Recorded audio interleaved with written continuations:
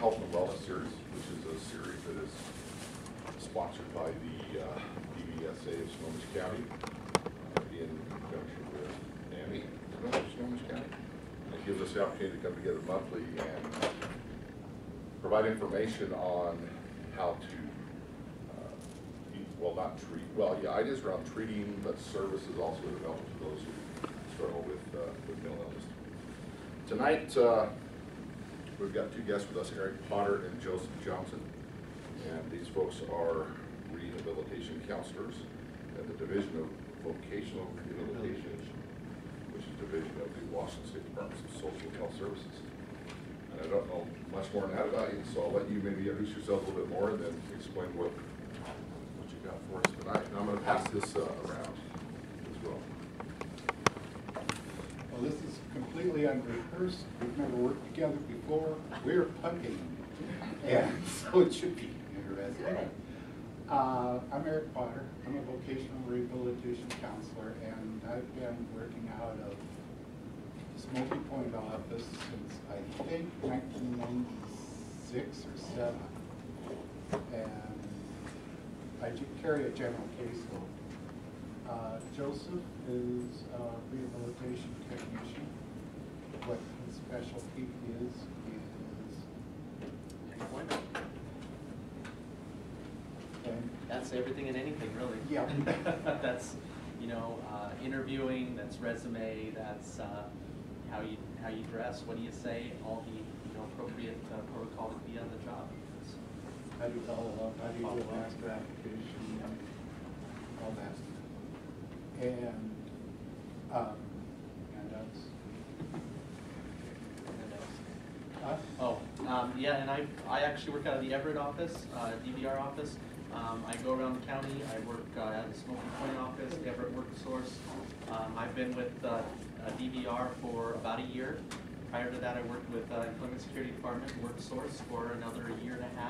And before that, I worked for the Equal Employment Opportunity Commission for equal rights. So that's kind of a little bit of background on who I am and how I've gotten to where I am as far as an employment specialist and so forth. So I'm going to let Eric start off with the criteria and services, right? Yeah.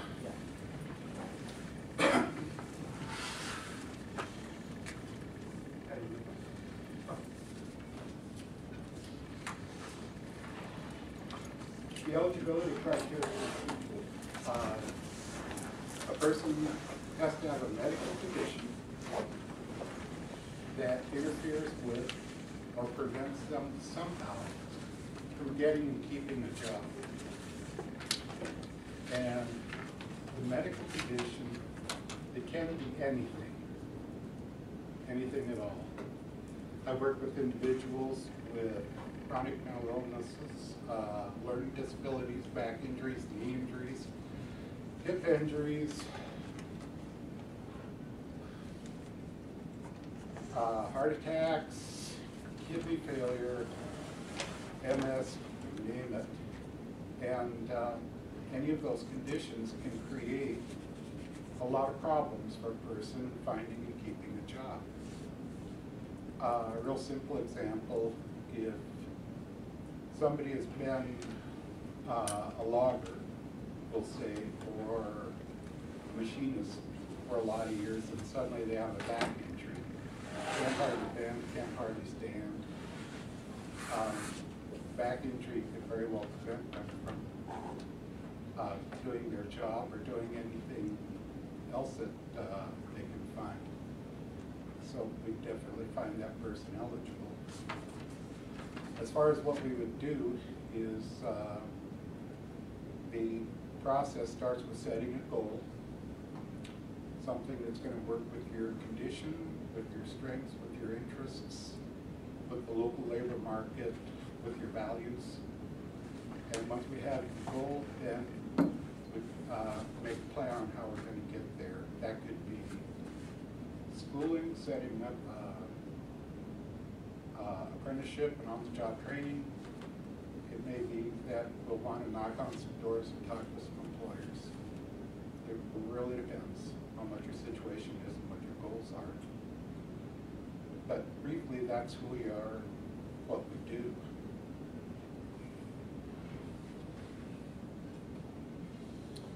So I guess that brings us to the question, do you really want to work? That it? Okay. Do you really want to work? That's something that's important.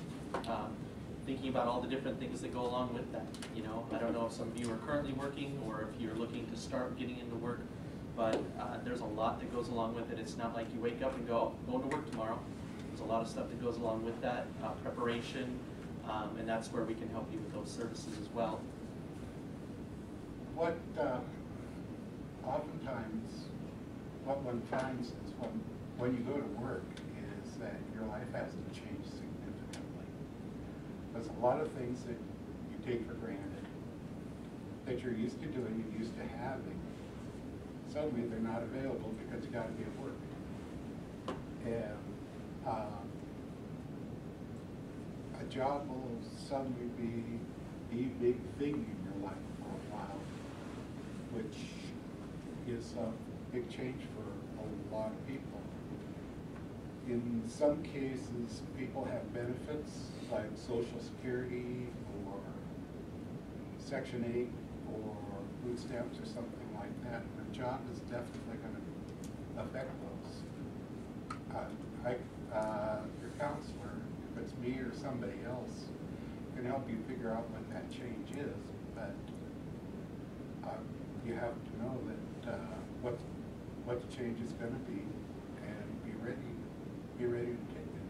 Or in some cases, it just isn't worth the risk, and you may want to take a look at some other way of getting what you need, like doing some volunteer work or maybe part-time work would be for you. Something on that order. But that's the first question to answer is, I mean, do you really want to do this? It's quite a commitment, I think. And just to add on that, yeah, volunteer work, part-time work, great way to really establish your soft skills. If you've been out of work for a while, or it's maybe you've never worked at all, sometimes the soft skills aren't really there, you know, and you really need to fine-tune that. How are you interacting with other people? Making sure that you're doing the appropriate things. That's something that, you know, through that volunteer, they're going to be a lot more coachable with you. They're going to say, yeah, you know what would be better for customer service if you did X, Y, and Z. So those kind of soft skills can definitely be fine-tuned just by, you know, part-time or volunteer work. It's a great opportunity. So. I'm not trying to talk you into or out of anything. Yeah, It's just, know what you're headed for and be ready for it. And if it's something you don't want to do, you know, that's a perfectly valid decision to make. Absolutely. But sorry if I ask a question. Since you're elaborating on this quite a bit, do you kind of have an idea of the people who come to you who should not come to you? What's the percentage? I mean, That shouldn't have. that should be volunteering, so to speak, because they're not ready or they're jeopardizing their other income sources. Is it 50-50 or? No, I would put it closer to, I'm guessing, and at least my experience has been 60-40.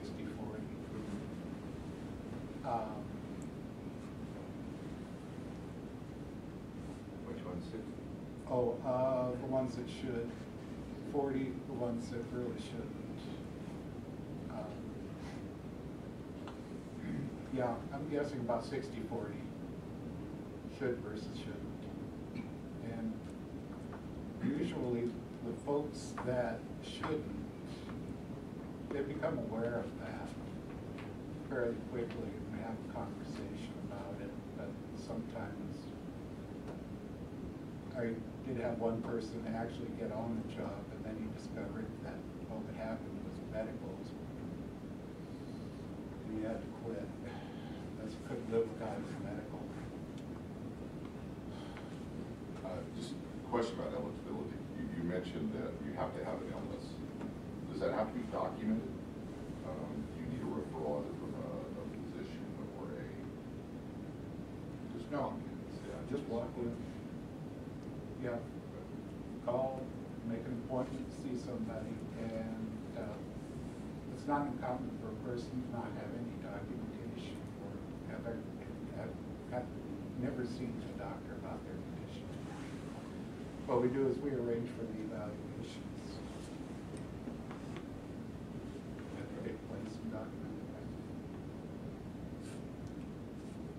Anything else on eligibility? Or anything?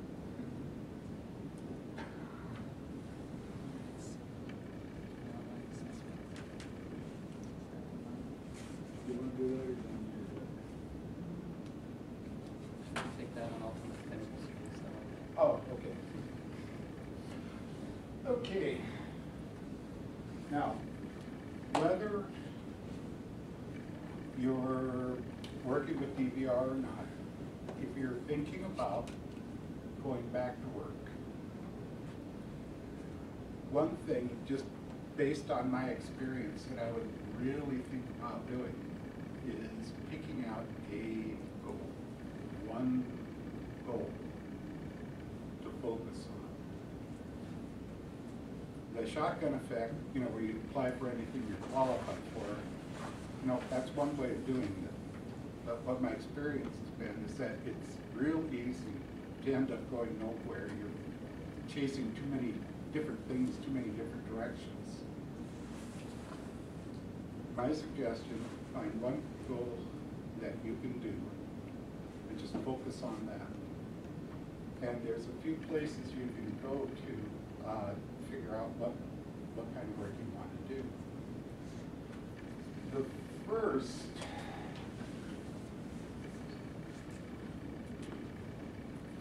I would try is the WorkSource website.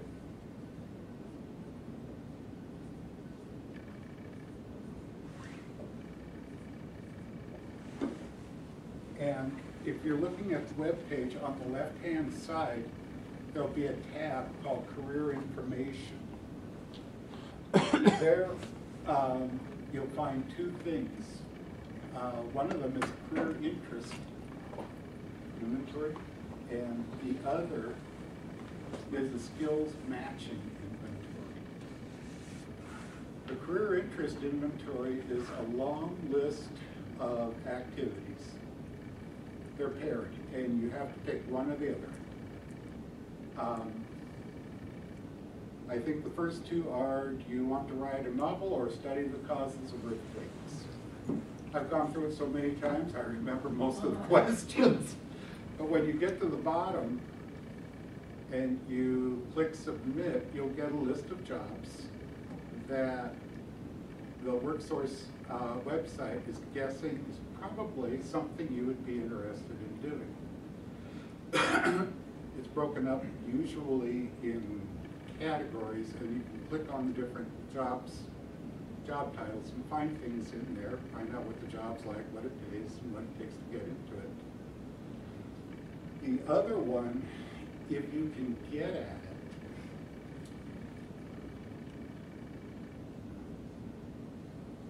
it, is voice.org.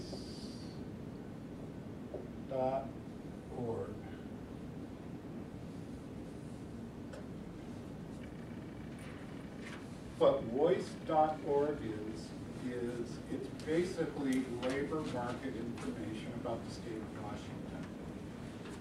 Washington. You'll probably have to go to a library to access it, but what you'll find when you open it and click on jobs is lists and lists of jobs that most of them I've never heard of. But they are all there, and they're all something you can do. And you click on a job title, it'll give you all the information, like is the job demand, what skills do you have to have, what qualifications. But within the Voice website is also an interest inventory. This one is 66 questions. It's a little shorter than the one on the WorkSource, but it gives you every bit as good of information. The other place I would go to find out what you're interested in doing is University of Virginia. It has a College of Rehabilitation website, and within that is something called the Myers-Briggs. I don't know if you've ever come across that. Yeah. Okay. What it'll do is that it'll give you an idea of what you do at work, or how you work, and what kinds of atmospheres, what kinds of environments are best for you. It's a little hard to explain the Myers-Briggs unless you've actually seen it, but it gives you 4 letters that describes your personality, talks about how you take in information, how you process, how you like to relate to people, and there's a couple of other things. It'll give you a description of your personality type, and then from there you take that to job. You can look at that, you can look at job titles, and it's pretty easy to see in most cases if that sort of job is going to suit your style. Yeah, well, that leads right into, you know, finding out what your strengths are, right? Finding out what are you good at? How does your personality fit with, you know, whatever work environment you're interested in, right? So there's many tools like that. You know, that's a great example of a tool that's just going to be very, very helpful. I've taken it myself. It's quite interesting to see. Some things kind of confirm what you already knew. Other things are kind of, wow, I didn't know that, you know. I actually took it twice one time because I didn't believe it. So it was kind of interesting to see that. And I did end up with the same results too. That'd be kind of funny if I ended up with different ones. But, and it kind of leads to, you know, well, how else can you find out? What are your strengths? What are your natural abilities? Well, there are workshops out there such as Dependable Strengths and Work Strides. Have you guys heard of those? No? Okay. Through our program, we offer that. You know, we do have in-house workshops that we can run. There's also WorkSource does these occasionally as well. I think Goodwill's doing Work Strides. Maybe. I'm not 100% on that. Village. Oh, it's Village. Village is doing the Work Strides. So there's these workshops. They're usually free through, you know, they're state funded, or there's some kind of funding that goes through to allow them to be free workshops. There's also paid workshops. So, you know, UW I think offers Dependable Strengths, but it's through pay. And Work Strides is done by various companies as well. So if you do want to pay for it, you can, but if you look hard, you'll probably be able to find it for free somewhere. They're usually about a week, well, let's see, Work Strides is, I believe, a week long, and Dependable Strengths is a 2.5-day program. So you got to be committed, but it also kind of lets you know, are you ready to work, that kind of stuff as well, because they're going to expect you to be on time, fully participate. I actually run the Dependable Strengths in our office, and I'm actually doing one next week, and it's great. It's a great tool. It's something that I've actually taken that twice as well as a participant, and both times I got something tremendous out of it. So looking forward to helping others find their inner strengths and abilities. It's a great tool to find out what you want to do for your career, and also you know, excel at that, be successful.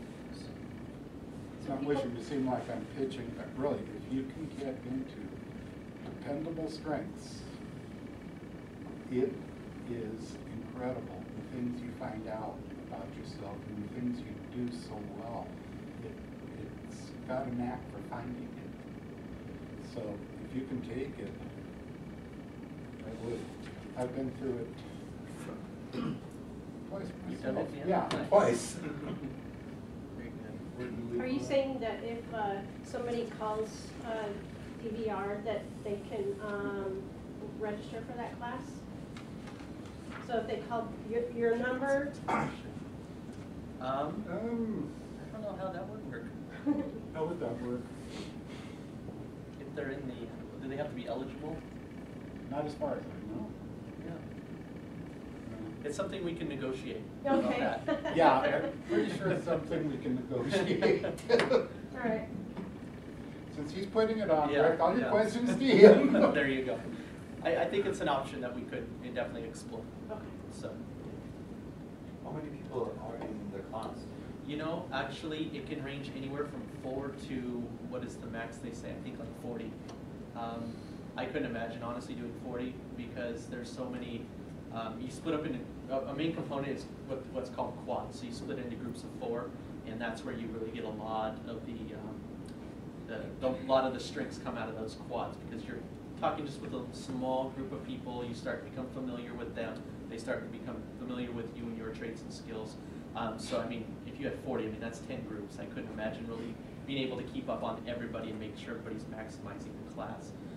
I'm doing, my workshop's only going to be 10 people.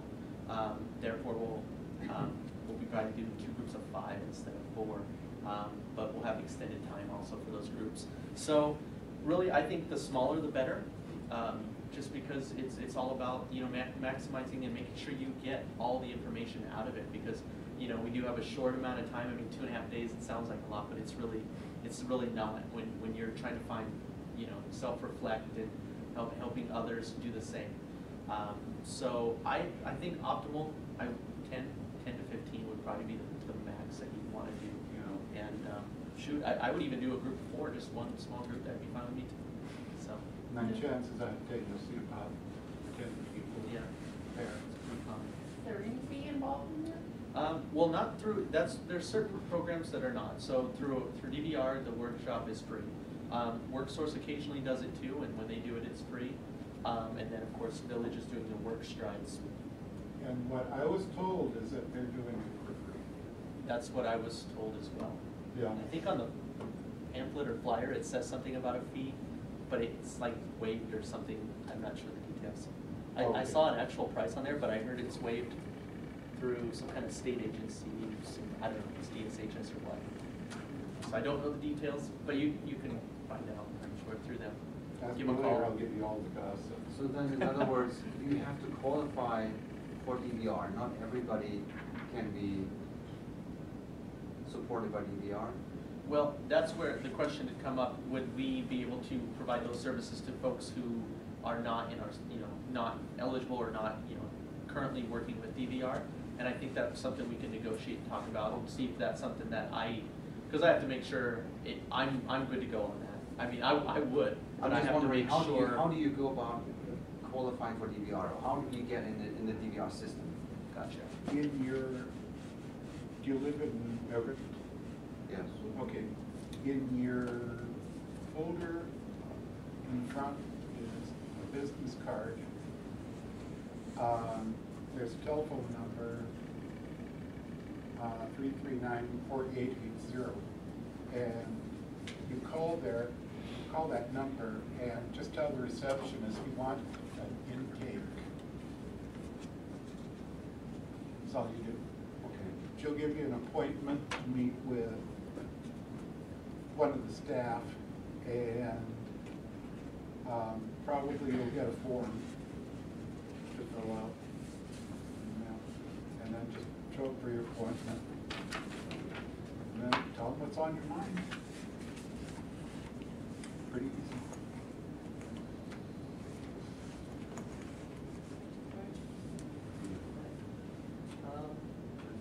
Next, okay, job search. Want me to jump in there? Yeah. Okay.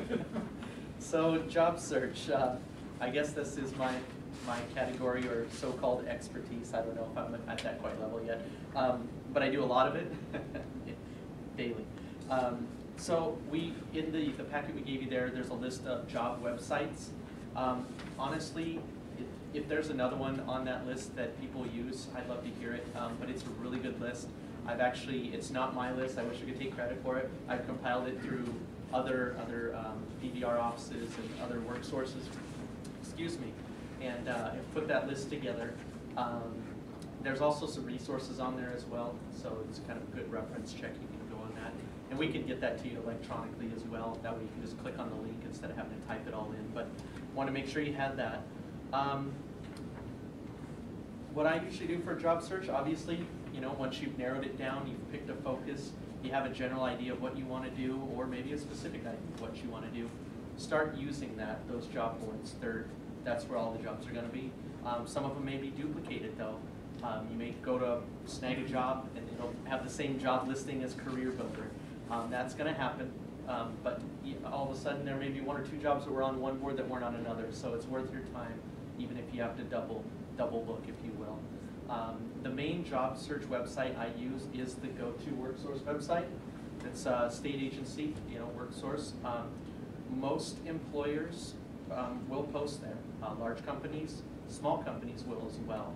They want WorkSource to pre-screen for them, so you'll see a job where it says to apply, you have to go into a WorkSource kind of thing.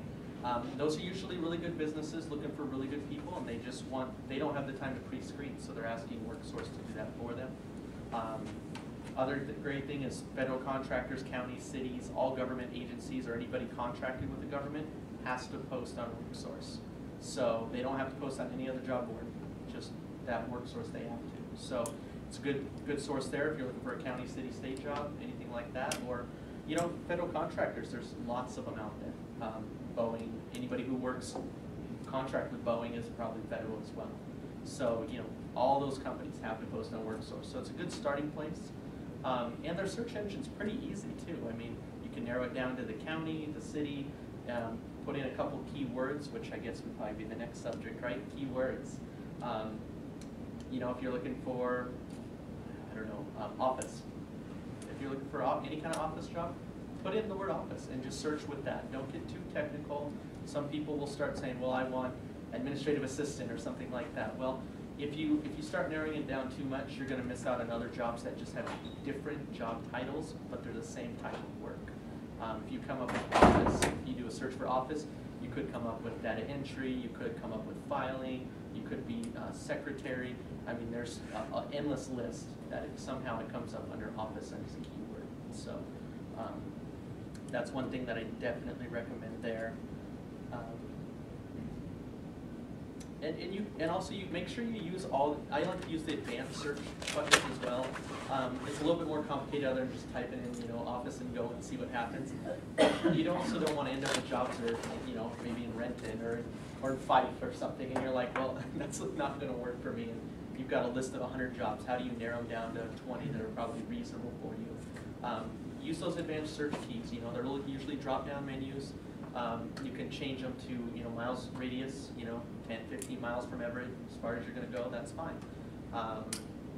Sometimes they can even do a salary range. So you may be like, well, I'm not going to get the $80,000 a year job, so I can just eliminate that one right now, right? Or, I'm not going to work for $10 an hour either, I want more. So, depending on your salary range, you can narrow that down as well. I think those are really the two main search components that I really use to narrow it down. From there, you're usually pretty close to what you're looking for at that point. Let's see. Yeah, I think that pretty much sums it up. Well, my contacts with employers, things are changing a little bit, and some of the smaller companies and some of the chains actually want to see you now.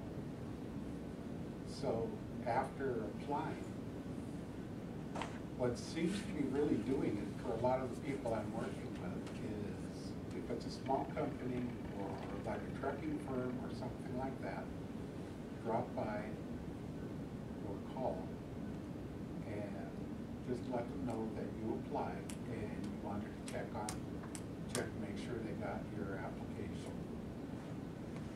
And it's just a real simple step, but it's something that is actually fairly effective. I've heard from a couple of hiring people that they get applications from their website. No call, nothing, they've got no idea who they are, but the person that drops by or the person that telephones is the one that usually gets the call because there's that human contact.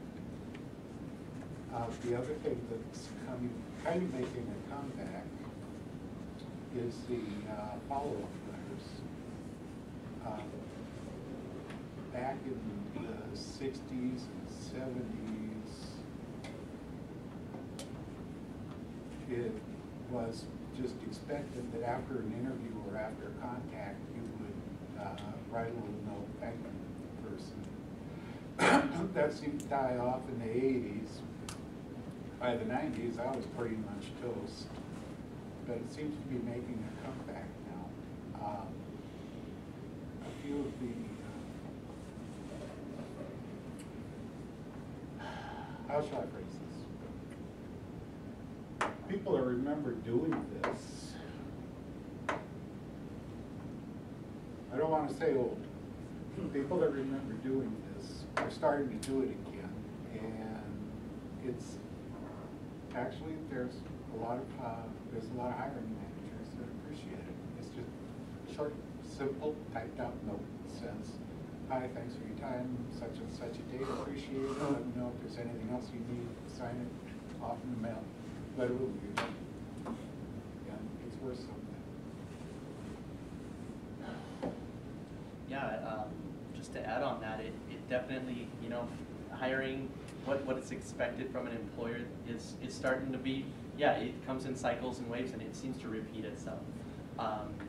You know, for the longest time when computers really became the main source of applications and resumes and all of that, it became kind of dehumanized in a way. And employers were like, wow, this is not working. They keep hiring people, not working out, and they can't figure out why. Well, now they're starting to figure it out. It's because they have no idea who these people are. They look good on paper, great. They bring them in, interview them, well, they did okay, let's go. Well, they don't have time to really say, well, we should really meet these people more, talk with them more.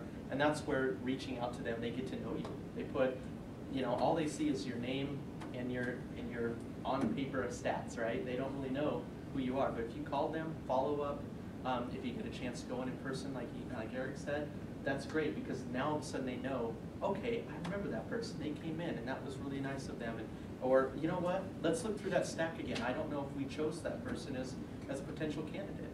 So all of that kind of stuff really makes it, it gives you an edge. It really does. It gives you an opportunity to get ahead of the game, you know, because there's maybe 100 applicants, but maybe 99 of them sat at home and said, well, they haven't called me yet. Oh, well, guess I don't get an opportunity. But maybe you went in there and you said, hey, I'm here and I'm interested in working. That could be the difference. So it's very important. Notice the jobs at Boeing. I've read some of these jobs, and there's nobody in the world who knows how to do that job, or that's not really a job. And so it's all online, of course. I think it is, isn't it? That's one company that it's all online. There's no to call. So I know that they say that if you put certain words in your resume, that you might get an interview. And I know there's a lot of people at Boeing that are just lost. I mean, in the shuffle, and you might not hire them if you really knew what they were doing. I mean, I've seen that. And you got a list of those words? The easiest way to do that, so help me, this is the truth. The easiest way to get that list of words is when you open up Boeing's job posting,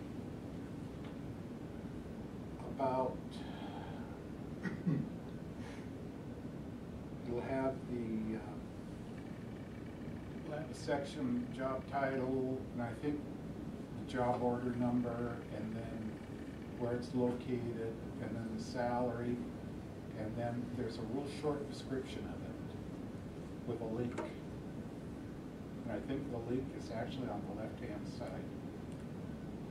If you click on that link, you get the whole job description. Copy it, lift it out of there, put it in your resume, and then start going through and deleting everything that doesn't apply to you. That's how you get it. With Boeing, the last time I heard, and this is probably two and a half years ago, they said they're getting about 3,000 applications a day.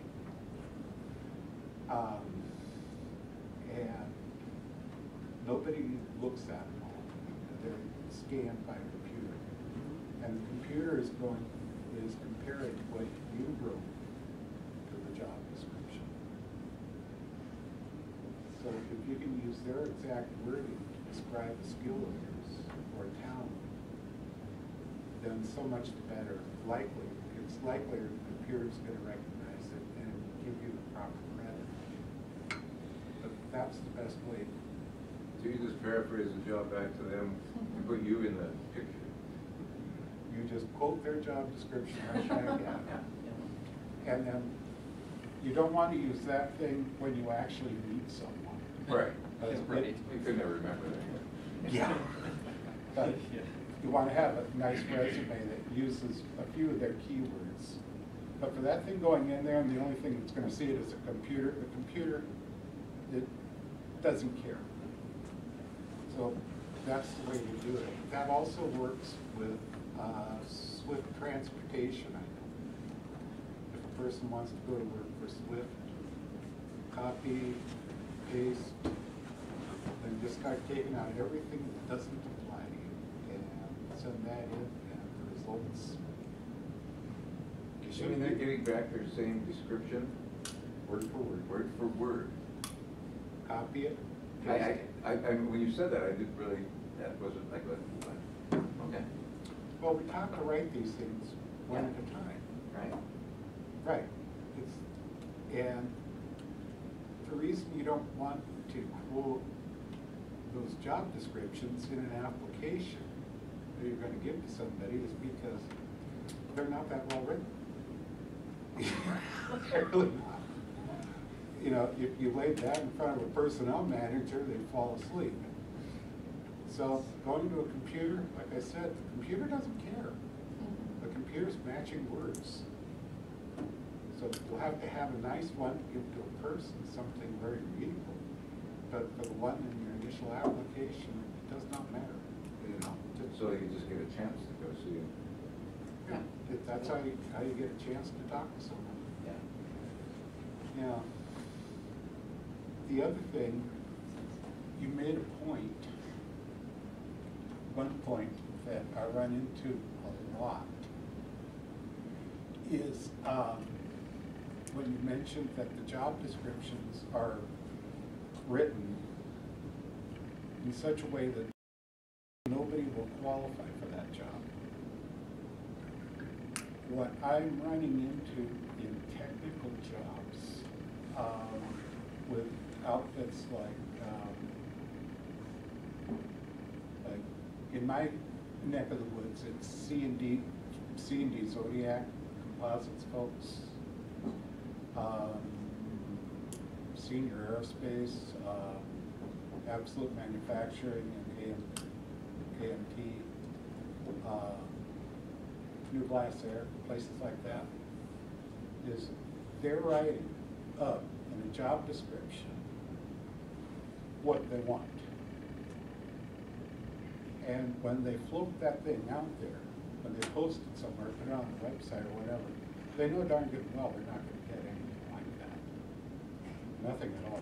What they're going to do is they're going to take the people that either have the most skills or qualifications or time, or they're going to, what a lot of them do is they take somebody that's familiar.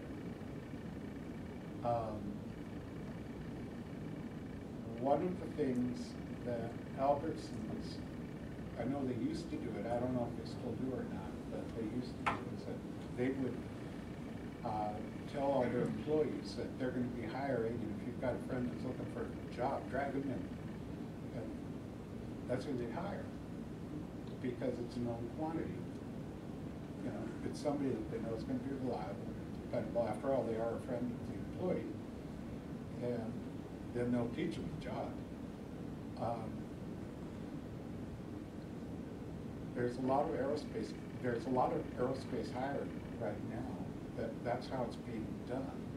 Is they'll hire somebody that's familiar, and they know them, so they know what they're getting. And that's why I really do think that going in and saying, "Hi, here I am," all that, it seems like a horrid waste of time, but it does pay off. So I got my first job. The guy told me, if you can call me again, I'm gonna jump out of my skin. So I go down there and give him the to work tomorrow. I called him like 25 times every week I called him. So I got my first good job. Well, not good job, but First job. yeah, Yeah. highest paying job. That started out when I was a kid, and just kept bothering him. Mel Ray of New Bay, Washington hired me to get me out of his office area. And I made a whole $1.65 an hour cleaning out fishing boats. That still works, I think? It does. It really does. Yeah. Yeah, like as we were saying, that dehumanization now with, I mean, you could send out 1,000 resumes and the employer doesn't know who you are and you don't know who they are. So making that human contact is just very crucial. It really does work. It's something that, you know, I see it over and over with the folks that we're working with. You know, we always follow up, do this, and it works. You see results. So, yeah, strongly suggest it. Yeah. And then we were talking a little bit about resumes and so forth and kind of the application and, you know, targeting the resume. It's good to have, you know, build a resume. Well, I guess I should step back, right? There's 1,000 different ways to build a resume and everybody's got their own opinion.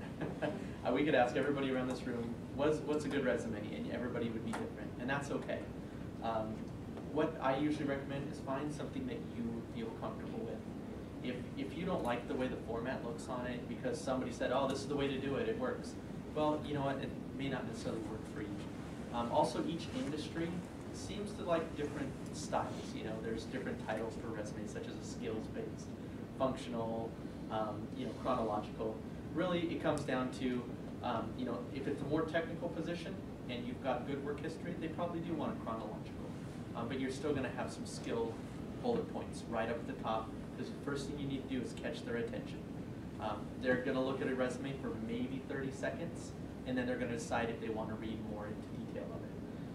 I used to do hiring, and the first thing I would do is I would look at a piece of paper here, you know, and I'd say, okay, good, their name's on it. You'd be surprised, sometimes you get a resume without a name on it. So right off the bat, you just check that, and then you go straight down the side. If the format looks nice, doesn't have to be the same, and then you look across the top. The first bullet points there, the first thing, you know, the objective kind of phasing out right now, but still having those skills right at the top is the first thing I'm going to see, and I'm going to say, okay, those skills match what I'm looking for. Now I'm going to look more into the body of that resume. But if you don't catch me within that first paragraph, that first, you know, section of that resume, I'm probably moving on. So it's really key to have those.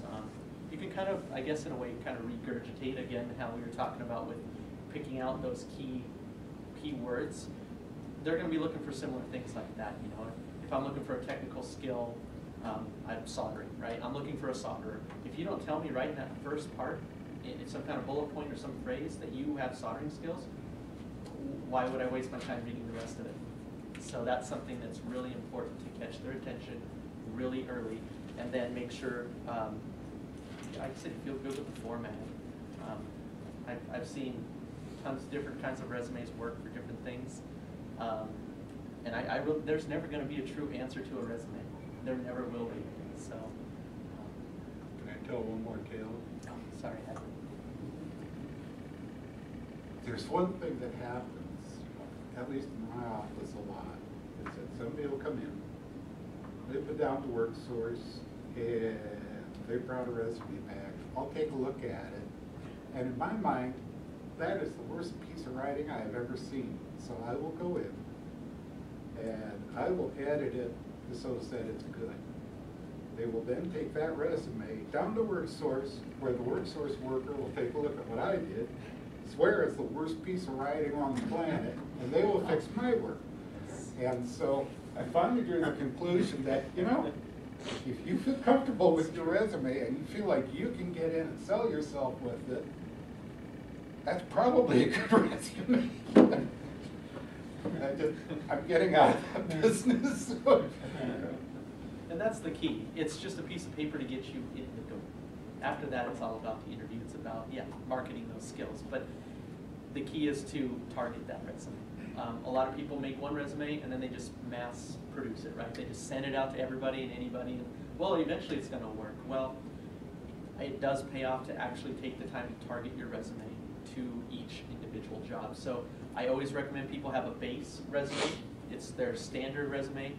You can save it as, you can even call it your basic standard, whatever you want to call it. Set it aside, and then you edit it every time. So you edit and save it as a new resume every time. And you can name it even the company or the specific position. So you may end up with 50 different resumes on your hard drive or your flash drive, and that's okay. But make sure you don't want to mess up your base one. You know, keep that one safe because it's always your fallback. Well, I can always fall back to that one. But yeah, that's definitely a key too, because each job may be similar, but there's just enough differences where if you tailor it just a little bit, sometimes it's only a couple changes, real small changes, it can make a world of difference. So, cover letters? So on resumes, a number Sure. of years ago, I heard some guidance that it was a good idea to keep your resume to one page. I don't know how you feel about that. I mean, if someone's been around, if they've worked a long time, that's a challenge. That's the key point right there, yes. The standard now is actually you're allowed to go to a page and a half. They don't want a full 2 pages. Why, I'm not sure why. If you've already got the second page, why can't you just fill it out, right? But for some reason, it's a page and a half right now, and it is based on your work history. So if you have a lot of experience, or you have a lot of education, or both, then yeah, they want to see all that information, because if you leave that out, they may select somebody who did put that in because, wow, look how qualified they are. So it is important to maximize as much space as you can in that small amount, but a page and a half is okay if you have a lot of good work experience. Some things you can do if you do want to get it down to 1 page is change it from work history to relevant work history. I've actually done that on my resume, because otherwise I've got a long list of stuff that doesn't even apply. So that's something that you can do as well, is you know, if you want to narrow it down. Oftentimes if it's a page and a half too, it's usually a chronological. That seems to be the most common because you're trying to stuff in as much as possible in the past 10, 15 years that you've been working, recent experience kind of thing. Does that answer your question? Okay. But a page is nice, if it's possible. But Paired with that, how far back did you go? I usually recommend 10 to 15 years. And it comes down to an age thing. It's not, employers 99% of the time are not discriminating on age, but it's an automatic thing, right? If you put, I graduated in 1949, people go, wow, that was a long time ago, wasn't it, 1949? You know, they start thinking about it. It's just a natural, it's the way our society is. It's just a natural thing. You automatically start thinking, oh, how old is that person then? So I usually recommend 10 to 15 years. Plus it's gonna be recent and relevant. You know, if you did something 30 years ago, is that really going to be relevant to them? Like reloading the guns for the Civil War? Right, exactly, yeah. I'm really good with a musket, you know, yeah, that's, I'm not sure that's going to go over too well. What good is that now? So, yeah, so that's pretty, I'd say that's pretty standard there. Yeah. Okay, sounds good. They're my cover letters. Cover letters, oh, cover letters are,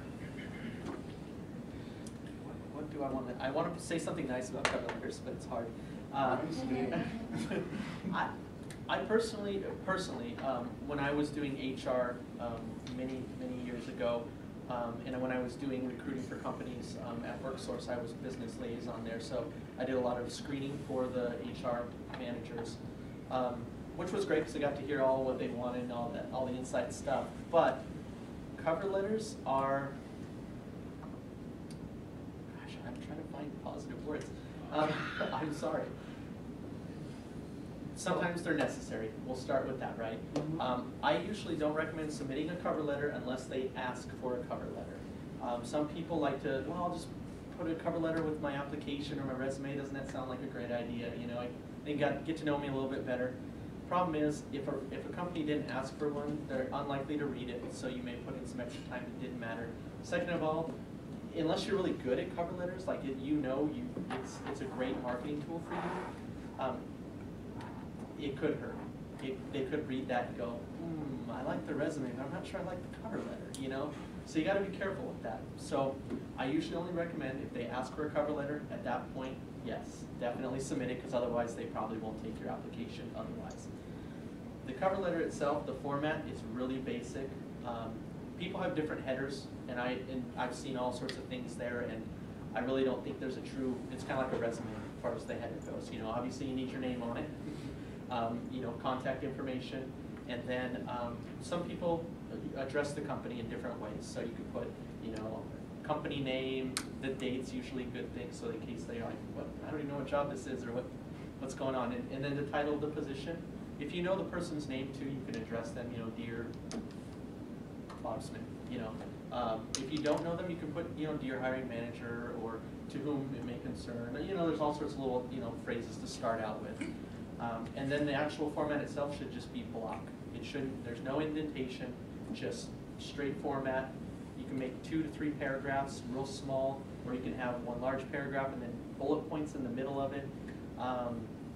Some people put like some key skills or work history as bullet points in the middle. That one works fine. Or just the basic paragraph. And of course, obviously, contact information I like at the bottom and the top. I know it sounds overdone, but it really kind of emphasizes, call me, email me. I want to hear back from you. And that's something that I've seen work quite frequently. Don't need to get too fancy on a cover letter. I think that's really the takeaway point there. It's just basic.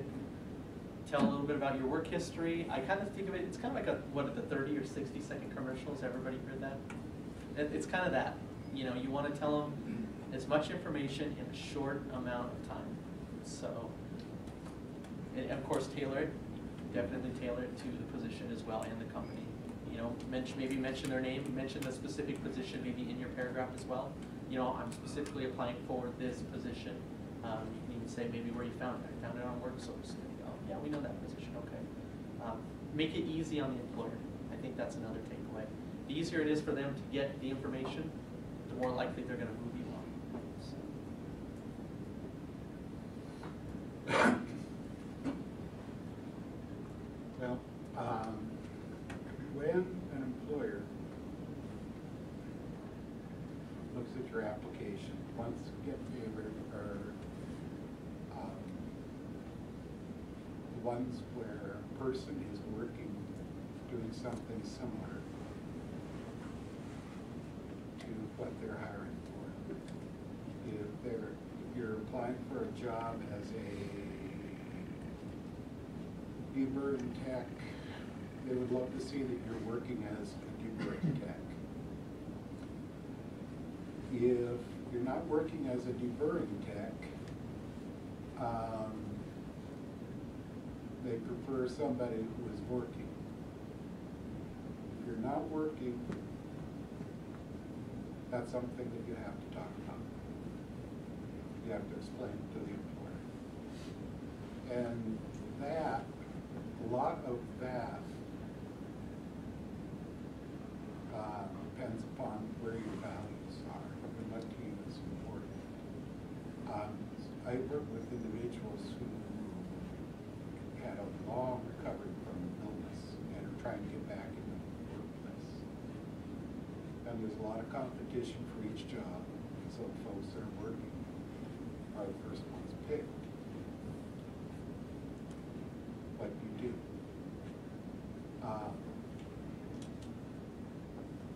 This is the part where your values come.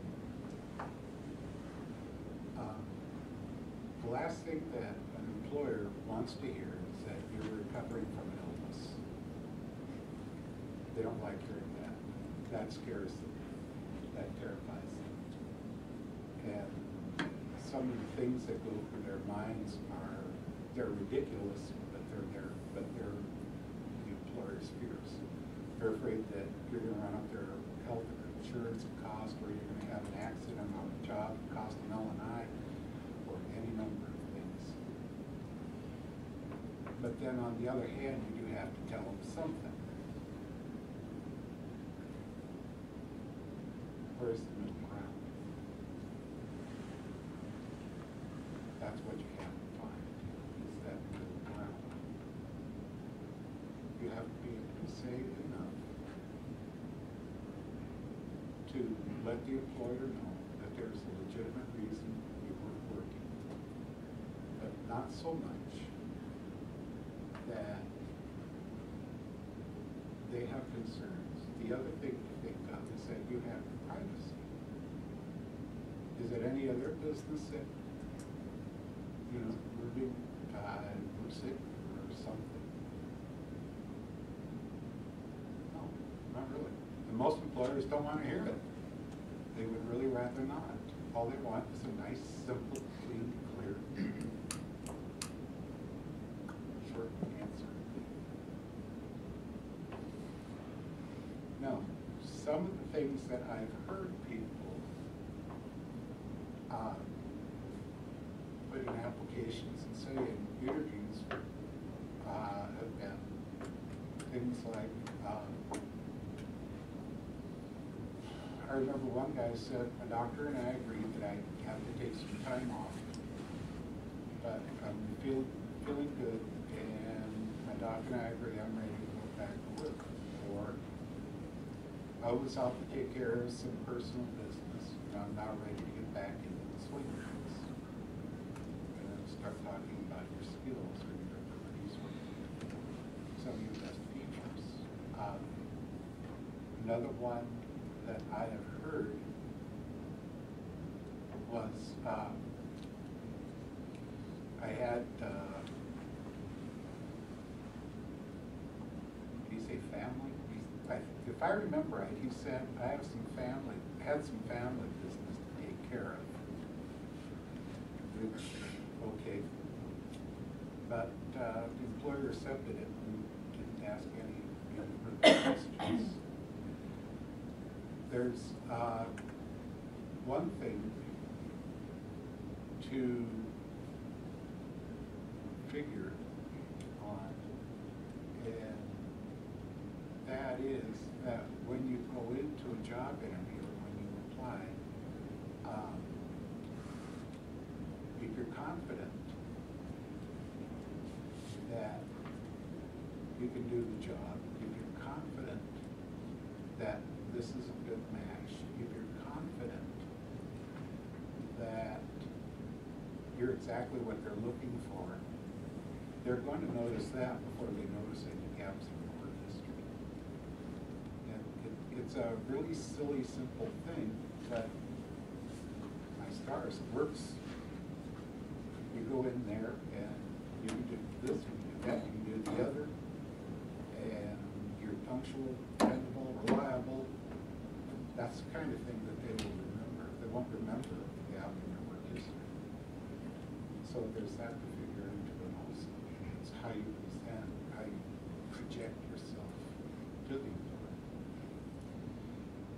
But that's something to think about and start planning for when you start planning your job search. And them's my words of wisdom on that. Just to add on that, along with the resume, you know, right up at the top, if you're telling me you're dependable and reliable, you have all these skills, well, I'm not going to even know that you have any gaps in work history or anything like that until I get to the bottom of the resume. But I've already read through everything before I got to it. And you remember the first thing you read. So you're not going to remember that this is a guy with a gap in his work history because of a family deal. You're going to remember this is a guy that won the award for being incredibly reliable. Yeah, that's what you'll remember.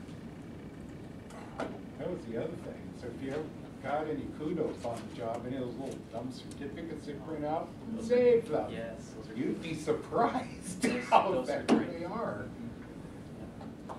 There's Okay. a lot of those. Okay. You're done? Well, Okay. I've forgotten for a while. Next up is networking. Networking is huge. I mean, we already kind of touched on that with, you know, with Albertsons. You know, they're using their employees' network to get other employees. Networking is huge. It really is. I can't emphasize it enough. You know, who you know. Basically, if you're looking for work, everybody that you know should know that you're looking for work, because they may know somebody who knows somebody that say, oh yeah, you know, I don't know, some store down the street's hiring, and you know, I know the manager, you know, maybe I can help you get an interview. It's funny how things work out. You'd be surprised at where a job might pop up. So I always recommend that, you know, even if it's a shot, you know, you're thinking, I don't know, well, you know what, you've got that connection already. You've got somebody that's already giving you a good word to an employer. That is just tremendous. There's all sorts of ways to get networks, whether it's, you know, friends, family, you know, groups like this. There's all sorts of ways to get networks.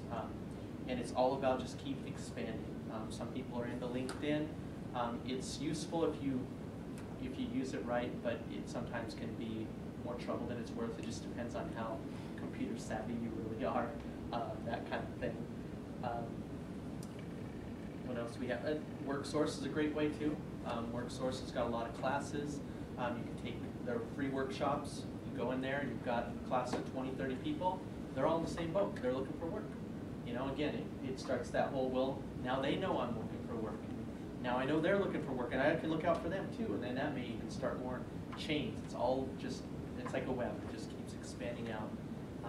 It's just a tremendous tool. They have resume workshops there too. They do. They have resume workshops there. One that's really big is it's called P&G, Peer Networking Group. It's usually a class about 30 to 40 people.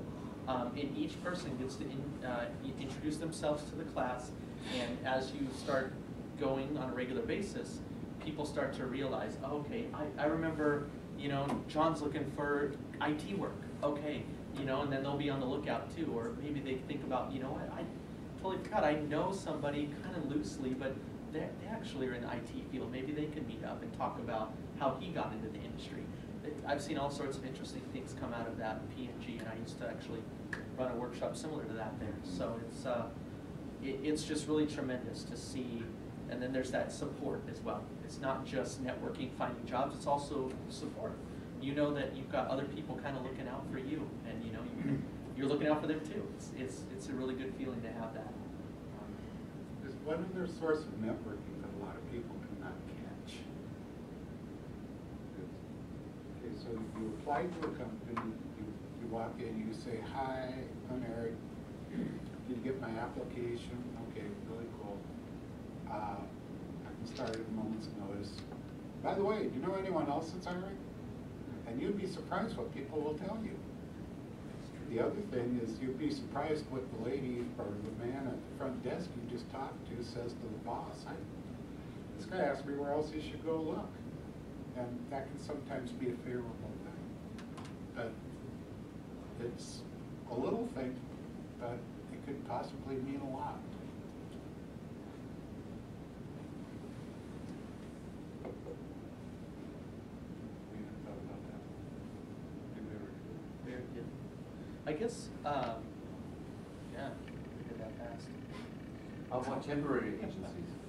Temp agencies, wow. Well, temp agencies.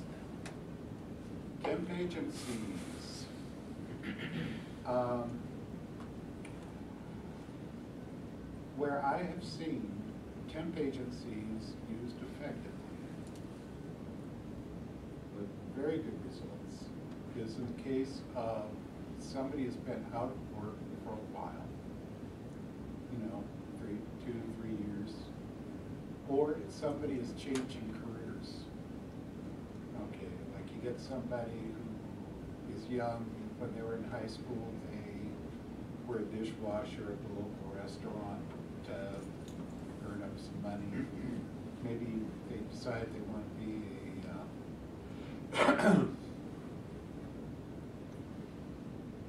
a machine tool operator, we'll say. Temp agency is such a bad way to get a start.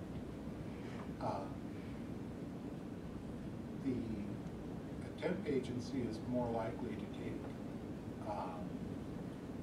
take on somebody that doesn't have a complete work history, or maybe doesn't have complete skills for what they want to do, and spend some time training. Get them into a few jobs and get them started. One thing about temp agencies is that they, or at least this is what they told me, they have absolutely no problem with the idea of placing somebody in a permanent job. If And the reason for that is because it makes the agency look good. So I think if you can do some job skipping for a little while, I think temp agency is a pretty good way to go. Get started. And you build up a reputation pretty quickly with the agency, and pretty soon you'll get to the point where they're plugging you for some of the jobs. It takes time, it takes patience. I've definitely seen employers that if you're a good worker, they'll take you off that contract work and put you on permanently. It does happen. Yeah. So and I agree with everything you said. I mean, that's some great points. Yeah.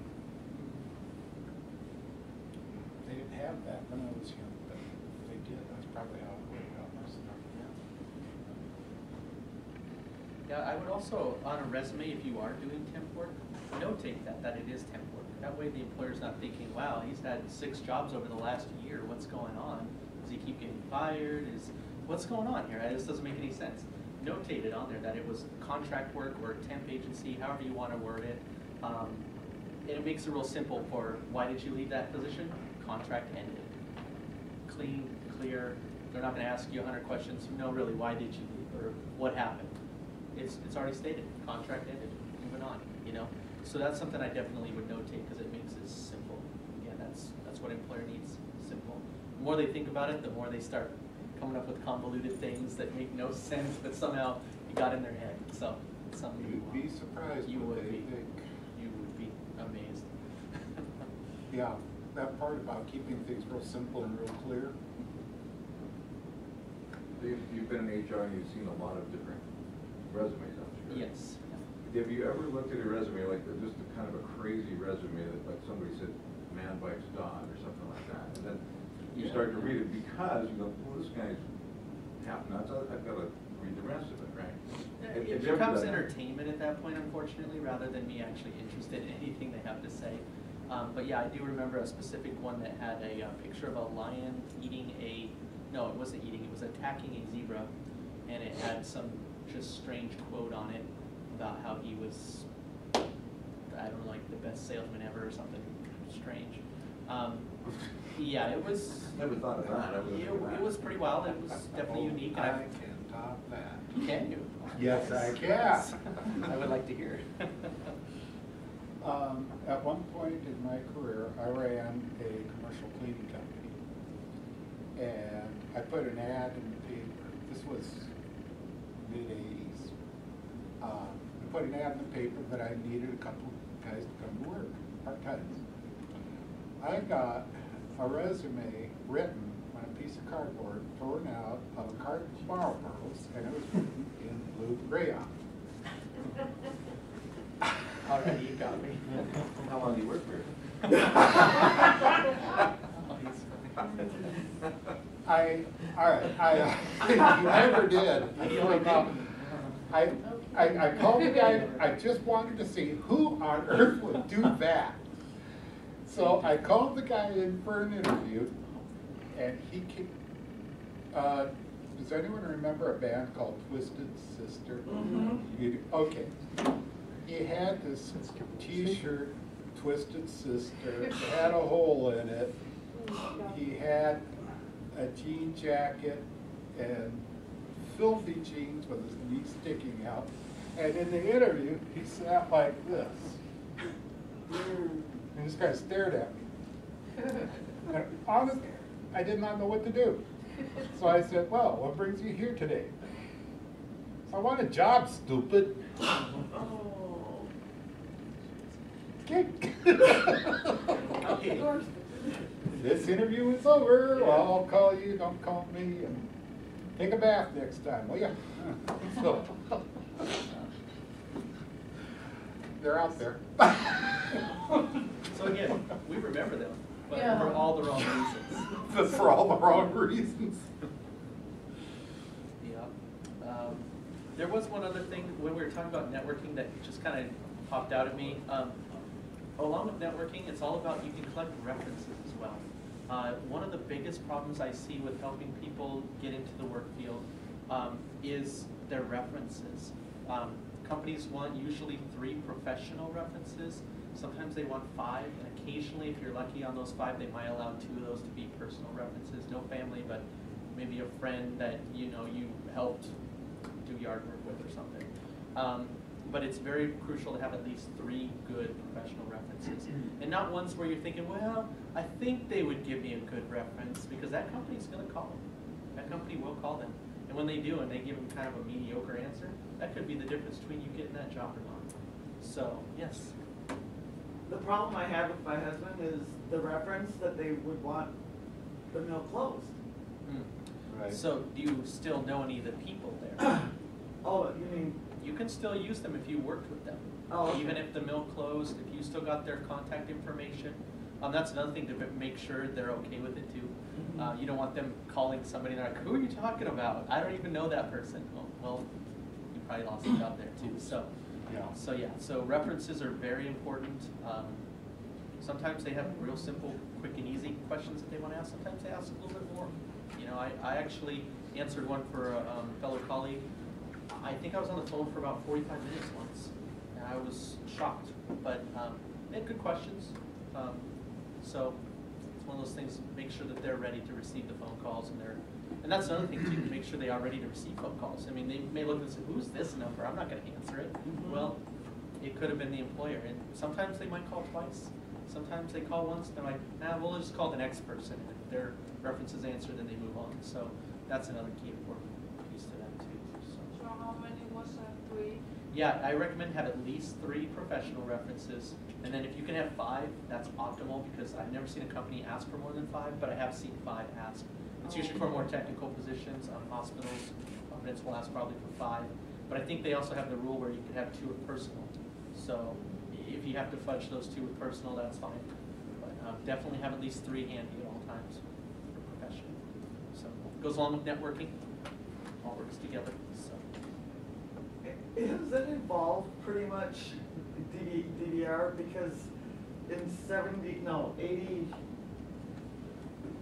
80 and 11 years ago, I've used the service. And the first time was that I was in the 40. She basically said, come back when you're not so depressed and anxious, kind of thing. And then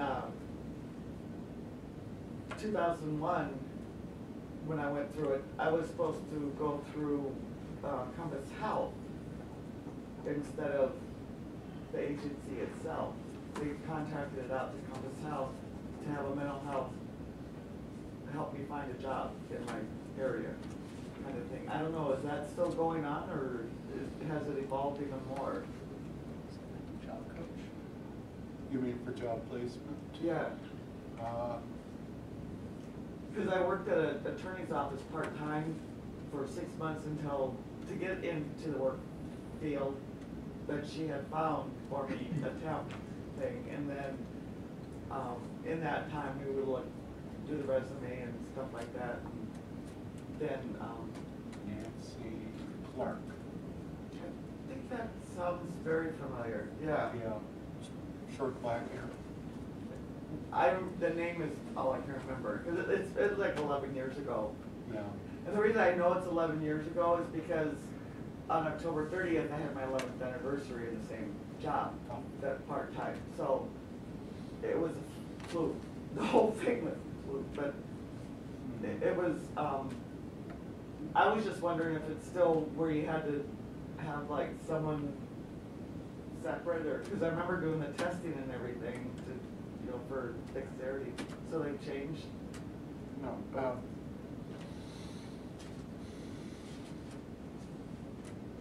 Well, without going into too much detail, it kind of sounds like Nancy was contracted to work on a job search with you. Yeah. Okay. And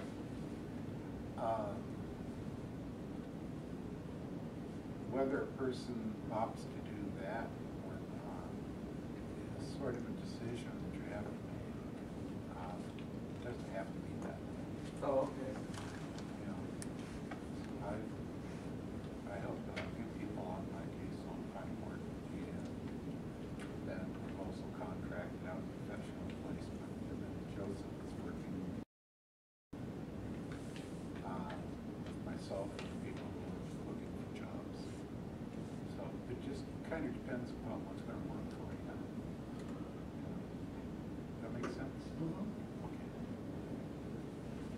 offered a similar thing, that Sound Mental Health, when I was going there. See, I had to, or they offered a job search coach who would vouch for you, but I didn't take it because it didn't sound like a very good idea. I don't know. What she would do is she'd go and tell people that you had like a mental illness, and then she would, after that, she would then vouch for you, like, in your job. That doesn't sound like a very good idea. I didn't think it sounded very, I don't introduce myself to strangers in that way. I don't know why, if I was trying to like obtain a job, I would, it's not the first thing I would tell someone. But that's what they wanted to do. Yeah, we don't operate that way. I do advocate, as Eric does as well, we advocate for people, but we don't disclose any personal information about illness or any kind of disability, unless it may be something like deafness, where obviously the employer's going to know as soon as they meet them. We might talk about how we can get around that, interpreters and stuff like that. But otherwise, and that's even then it's we get written permission from you before we even think about doing that too. So yeah, that's something we definitely, it's your personal information, doesn't need to be public. So. Yeah. It's a kind of question. Is it really anyone's business? What they're looking for when they hire is somebody that can work. So I would imagine that would be one thing you would want to emphasize. Yeah. My thoughts. Okay. Well, on to interviewing. Gosh, I don't know where to start with interviewing. I guess the first thing is dress like you want the job.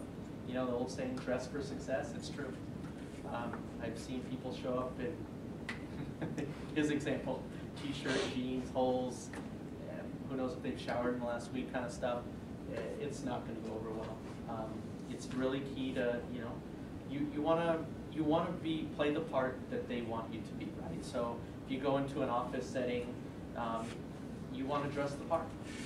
If some places are going to be okay with, honestly, jeans and a t-shirt, but you still have to one-up it, right? You still need to maybe wear, a nice pair of pants and a nice shirt, that kind of stuff. But it's really key. The dress, dress to impress. There's another little key saying that's out there. It's really true. We're all human. We all make an initial judgment on people. It's not that we're, judgmental or we're not being mean or vicious. It's just, you see and you go, oh, okay, this person looks the part of what I would expect my employees to look like. End of story. And so if you don't look that part, it's going to be an uphill battle trying to win them over. And you still can. I've seen it happen. But it just, why not start off right at the beginning, start off right at the top. So. The best plan I have seen so far, this is what one guy did, and he told me that he felt sort of like a spy doing it, but he got him results. If he had a job interview, he would go out to the place he was interviewing at ahead of time, take a look around, and okay, what's everybody wearing? All right, got it. Off we go and get his clothes. Even dress identical to him. And for him, that worked. It really doesn't seem like such a bad idea. I've never run into anyone that had done that before. But that's what he would do. Yeah, I usually recommend somebody dress very similar to them. You can one-up them too. Like if normal wear is maybe what I'm wearing minus the tie, then wear the tie, because you just, that little added extra touch. You may not wear it every day at work, but for the interview, it's that one little extra little nice touch to it. But don't go over the top either. Don't go in with a a three-piece suit and it's for a job where they're going to expect you to maybe wear a nice shirt and maybe some slacks. So there is a balance to it. I've seen people go over the top and it usually backfires too, but better to go over the top than under. I will definitely state that. Yes. I was wondering, I got into a situation one time. Do people ever bring like gifts or like breakfast or coffee or anything like that to the interviewer? That's up to the employer if they want to offer that. They should offer that? If they want to. Okay. If the employer wants to offer you a beverage Yeah. or a snack or Oh, you something. mean them? No, The- I mean, the like, one time job I seeker should. had an interview and I had some extra time, so I went across the street and I got a latte.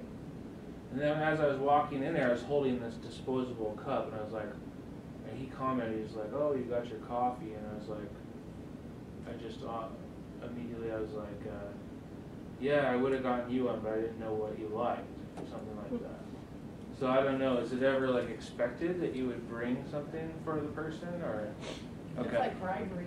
Yeah, well, he probably was just small talking, you know, oh, you like coffee, you know? Yeah. That kind of stuff. You had a very good response. That is a good That was response. good. Yeah. Yeah, I agree. Okay.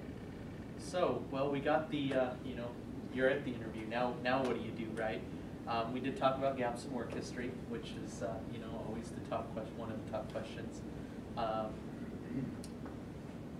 There's thousands of questions out there that you could be asked. I've honestly been able to kind of narrow it down to really about 15, well, maybe that's a little high, really about 10 different topics though. The main one you're going to get is tell me about yourself, right? That's always the tough question. Tell me about yourself. You know, it's usually the intro right off the bat and you're going, oh man, now I'm really nervous. That question comes in many different forms. It comes in forms of, if you were hiring someone for this position, what kind of traits and skills would you look for? Similar question to tell me about yourself, right? Because you want to hire you. You want the company to think you're the best fit, so you're going to tell them your skills and qualifications. Tell me why you're the best fit for this job. Tell me why we should hire you. All those questions are all really the same thing, just worded differently. So your answer is going to be worded differently, but it really comes down to the same thing. What I usually recommend people do is have certain strengths and skills that they always talk about. So if you can remember 5, then you come in with those 5 and you talk about how those are great qualities you have. But dependability we talked about, you know, whatever it is, you know, reliability, attention to detail, you know, all those cliche words that you hear out there, they really do work. You say them and then you back it up with what you have. This is why I'm detail oriented. And you go into it a little bit. It doesn't have to be a long story, just a little bit so they understand why you said that. So I usually tell people come up with 5 of those and then back them up, and then anytime you get those kind of questions, just put them right in there. It makes things easier too when you get those questions, because those are hard questions. When you start, you know, going through your mind, well, tell me about you. You know, oh my gosh, I could go on and on about myself, right? I could come up with all sorts of things, like music. You know, that's not what they're looking for. They want to know, how are you going to be the best fit for our company? So, other key questions that you can get, situational questions. Trip people up all the time. Situations. Really on a situational, there's not too many variables there either. Usually they want to know, there was a bad experience somehow, how did you fix it? Was it a horrible customer situation or an angry customer? Was it a coworker that was just painting everybody's rear? How do you fix that, right? It could be a supervisor. You had a mean supervisor. How did you deal with it? It's always the, STAR, right? I don't know if anybody's heard about that STAR. It stands for situation, task, action, and result. If you can remember that when you get a situational question, it really does help. You know, situation and task sometimes kind of combine, you know. The action is always, what did you do? And then the result's always a positive result. I know it sounds silly to re-emphasize that, but sometimes you get situational answers from people and there was no result, or there wasn't a positive result, and it was actually a negative result. Well, the employer's not going to like that, especially if it's a customer service position and candidate with a negative result. Probably not going to go over too well. Customer service, customer satisfaction is key. So I usually recommend people have specific examples. I've run into the problem of, oh, well, I've got lots of customer complaint stories. I'll just walk right in there and whatever one pops in my head, I'll use. That doesn't work. I've tried it, and you start mixing details, or you start getting a little bit confused because you're nervous. You know the story, but you're nervous, so you start just fumbling around with it a little too much, or talking about certain details that really aren't important. That becomes a big issue. So I usually recommend have one nailed down. Well, if they ask me a customer service complaint question and how do I resolve it, I'm going to use this specific example. And make sure you do have a specific example. Some people will answer it very generally. Well, this is what I would do. Well, again, it didn't really answer their question. You want a specific time. If you don't have a specific time, you can let them know that too. Like sometimes you get the supervisor one. Maybe you've had great supervisors your entire life. That would be awesome. But maybe you don't have a story or you don't have an example. You could tell them that. You know, I've been lucky enough not to have that kind of situation occur. But then you can go into this is how I would handle it and use the situation, task, action, result. So it works. Yeah. Okay, sure. Any other key questions that come out in an interview? Those are the two big ones. Well,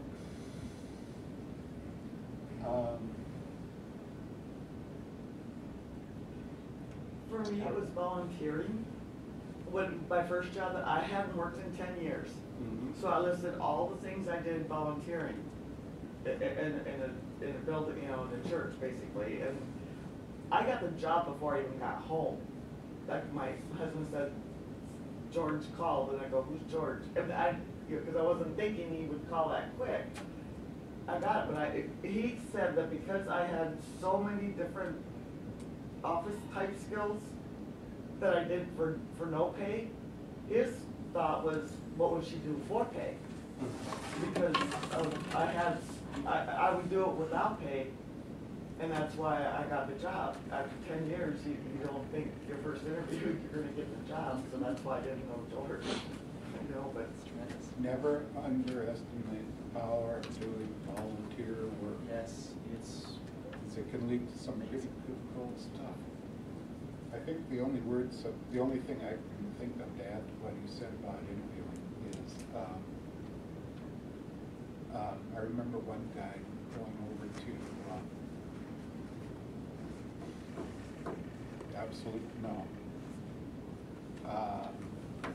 Universal Aerospace for an interview, and he got asked a question. He was just freaked out, just everywhere. And the only thing he could say was, well, I've got the skills and I want to work. That's what he said. And they hired him. So, if nothing else, you know, just give them a real simple, plain, basic message. I've got the skills, I want to work. And you're probably in good shape. But we gotta wrap. Can I say two things real quick?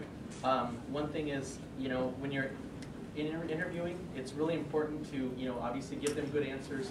They are looking for the meat and potatoes of what you're saying, but it's also them making a judgment. Are you going to be a good fit with the company? So just remember that, you know, kind of play off what the hiring manager's doing, because you're going to meet different people in that setting. And the other thing I want to just say real quick is, you know, with putting out applications, it can be kind of a downer sometimes when you're not hearing back from employers. I think this was something that you had said. 50 apps gets you a response, 5 responses get you an interview, and 5 interviews can get you a job. So just remember that. It takes a lot. It's a numbers game out there. So talk to your friends, stay connected. And I know this sounds cliche, but do not give up. And I think we have to do it stage right now. I know. We could talk another hour, but well. First of all, appreciate your time. Also appreciate the resources you brought for us and the expertise. Just a reminder, we have a donation box if you go out, and appreciate your attendance.